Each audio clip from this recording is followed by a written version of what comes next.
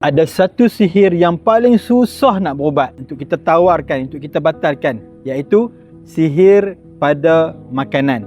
Bila seseorang terkena sihir yang telah dijampi pada makanan, ataupun makanan ini dimasak dan dicampurkan dengan barang-barang sihir seperti minyak, seperti air yang dijampi oleh mentera-mentera. Jadi sihir tadi tu, jin tadi tu akan meresap di dalam perut, akan duduk dalam perut kita. Akhirnya apa? Akhirnya orang itu akan mengalami masalah-masalah medikal seperti gangguan pada paru-paru, akan rasa macam sakit di perut. Bila cek di doktor, tak dapat nak kenal pasti apakah punca sebenar penyakit ni. Makan ubat pun tak selesai.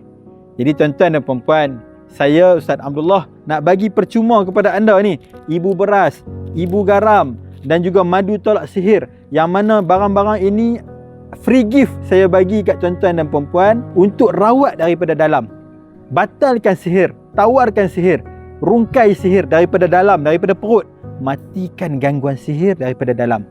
Dan daripada luar, untuk kita pulih balik gangguan-gangguan sihir, ikatan sihir di luar, kita gunakan UST oil.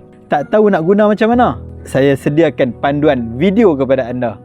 Tuan-tuan dan puan-puan, rawat sihir ini susah. Tapi kalau hidup dalam keadaan kena sihir berulang kali, lagi susah. Ustaz dah sedia bahan, Ustaz dah sedia panduan video kepada anda. Buku pun Ustaz bagi percuma kepada anda.